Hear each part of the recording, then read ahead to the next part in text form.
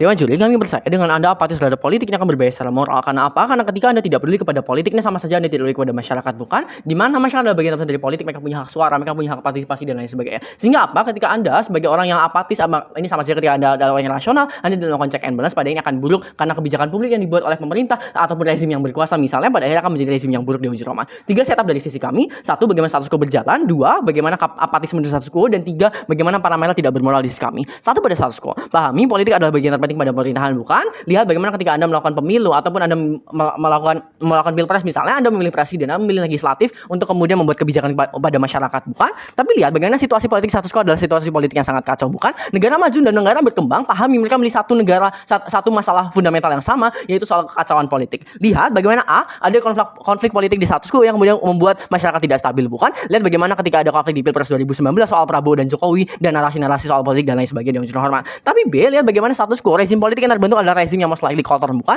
Lihat bagaimana ada tren soal korupsi, kolusi dan nepotisme status quo yang pada akhirnya nepotisme KKN ini pada akhirnya akan buruk karena membuat kebijakan publik ataupun output yang diberikan dari pemerintah kepada masyarakat adalah output yang sangat buruk. Tapi lihat bagaimana kebijakan publik status quo juga sangat problematik di ujung hormat. Lihat bagaimana adanya kebijakan publik yang eksklusif kepada pejabat-pejabat itu sendiri, bukan? Lihat bagaimana ketika menteri-menteri membuat kebijakan ataupun membuat kebijakan pada DPR misalnya dan lain sebagainya. Lihat bagaimana kebijakan-kebijakan ini bukannya menguntungkan masyarakat, tapi hanya untuk menguntungkan korporasi mereka, menguntungkan interest profit mereka dan juga menguntungkan interest politik mereka, bukan? Sehingga pada akhirnya kebijakan status sangatlah buruk. Tapi kemudian 2, dan bagaimana ketika ada kebijakan publik yang sangat buruk yang diberikan pada masyarakat dan terlihat oleh masyarakat, pada akhirnya ini membuat kebijakan ini tidak accountable, bukan? Lihat di mana pemerintah dianggap tidak accountable, menjadi aktor yang sangat buruk pada mata masyarakat dan lain sebagainya, sehingga pada akhirnya ini membuat stabilitas negara sangatlah kacau di ujung. Tapi bagaimana di status quo apatisme ini terglorifikasi, mengapa ini buruk di ujung hormat? Mari kita beralih pada karakterisasi yang kedua, yaitu soal apatisme status quo. Lihat ketika Anda apatis politik ini sama saja tidak peduli dengan apa yang terjadi pada dinamika sosial, bukan? Karena apa? Karena dinamika sosial ini adalah bagian dari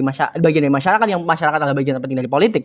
Tapi lihat bagaimana manifestasi dari status quo orang-orang yang apatis. 1, mereka bisa saja tidak menggunakan hak partisipasi mereka, bukan? Mereka tidak akan ikut menentukan rezim mana yang akan terpilih, menentukan presiden mana yang terpilih karena mereka merasa tidak punya tanggung jawab yang besar. Tapi yang kedua, lihat bagaimana ketika mereka tidak melakukan apatis, mereka tidak akan melakukan check and balance yang baik, bukan? Mereka tidak akan memberikan pressure, mereka tidak memberikan demo pada pemerintah karena demo ataupun aksi-aksi yang dibuat di status quo adalah aksi-aksi yang berdasarkan ketika Anda punya sense of belonging dan juga Anda punya rasionalitas yang baik, bukan? Dan Anda tidak apatis. Tapi 3, lihat bagaimana di status quo ketika Anda apatis, Anda tidak akan peduli pada kebijakan publik. Anda merasa, oh ya sudah, ada kebijakan Anda yang akan angin lalu dan lain sebagainya, karena Anda merasa pemerintah dari awal sudah bobrok. Dan pada worst case ya, ketika Anda tidak kemudian turut serta dalam check and balance sebagai aktor rasional, karena orang-orang yang apatis adalah orang-orang yang rasional, maka ini sama saja Anda menenggelamkan negara Anda, karena check and balance yang terjadi adalah check and balance yang dilakukan oleh orang-orang irasional dan bukannya dilakukan oleh masyarakat yang secara rasional dan juga bisa memberikan pressure secara pemikiran kepada pemerintah di ujung. Mereka tidak akan mengkritik, mereka tidak akan memberikan masukan dan lain sebagainya. Tapi kemudian yang ketiga, lihat bagaimana parameter tidak bermoral di sisi kami. Di sisi kami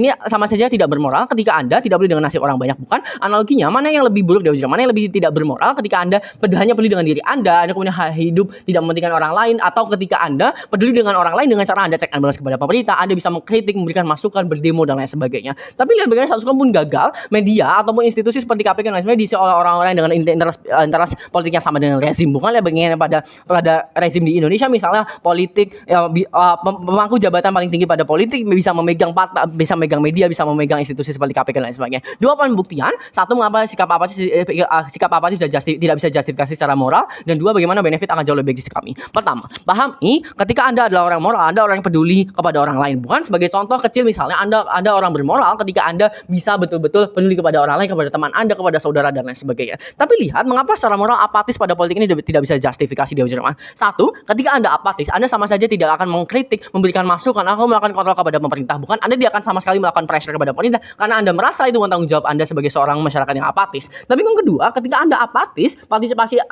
yang seharusnya dibutuhkan, yang sangat urgent oleh Anda tidak akan pernah tercapai di status quo, bukan? Karena Anda merasa bahwa partisipasi ini tidak penting, Anda akan menganggap bahwa pemerintah sudah bobrok dari awal, mereka sudah rusak dari awal dan lain sebagainya. Tapi kemudian ketiga, ketika partisipasi Anda yang seharusnya dibutuhkan seharusnya sangat dibutuhkan minim dan tidak terjadi misalnya, pada ini akan buruk karena check and balance tidak terjadi, dan ketika check and balance tidak terjadi, kebijakan publik yang menjadi output pada masyarakat juga adalah kebijakan publik yang korup, bukan? Kebijakan publik yang korup ataupun rezim yang kemudian tetap mengglorifikasi interest politik mereka, bukannya kemudian sejalan dengan interest masyarakat. Tapi kemudian beralih, mengapa kemudian kebijakan publik yang baik ini akan penting dan sesuai dengan interest masyarakat di ujung.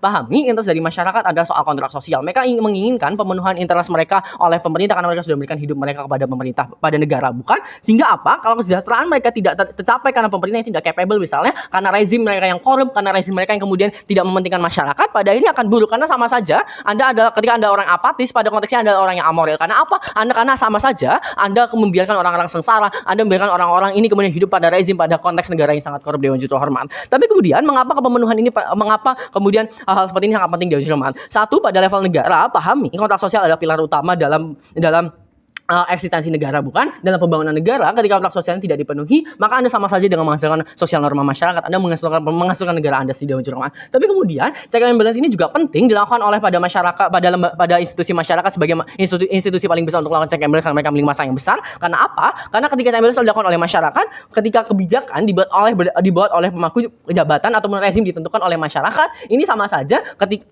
ketika Anda apatis, ini membuat pilihan rezim, kemudian membuat pemerintahan yang buruk, kemudian kebijakan yang dibuat adalah kebijakan yang tidak sesuai karena pemerintah rezim merasa bahwa mereka tidak melakukan pressure, tidak ada keluhan dari masyarakat, tidak ada masukan dari masyarakat dan lain sebagainya, sehingga mereka merasa tindakan mereka bisa justifikasi di ujung. Apa yang jadi kami? Satu, di sisi kami moralitas akan berjalan berdasarkan kesejahteraan secara kolektif, bukan? Di mana di sisi kami, ketika orang-orang apatis ini bisa ikut berpartisipasi, mereka memberikan masukan, mereka mengikuti pemilu, mereka menentukan bagaimana rezim atau pemerintahan yang terbentuk selanjutnya di ujung. Tapi dua, even if ini tidak tercapai di sisi kami, setidaknya tidak apa-apa. Karena apa? Karena di sisi kami setidaknya akan ada pressure pada pemerintah lewat masyarakat atau partisipatif, walaupun partisipasi ini rendah, tapi setidaknya akan tetap progresif Dewan Juru Hormat. Misalnya ketika mereka melakukan demo tidak digubris, mereka akan melakukan demo lagi dan lagi karena mereka merasa mereka ada sense of belonging kepada negara mereka. Tapi tiga, lebih jauh lagi ini akan buruk, akan baik di sisi kami pada negara karena mereka akan lebih stabil secara berjalannya negara karena ada interkontrak sosial pada masyarakat dipenuhi oleh mereka, bukan?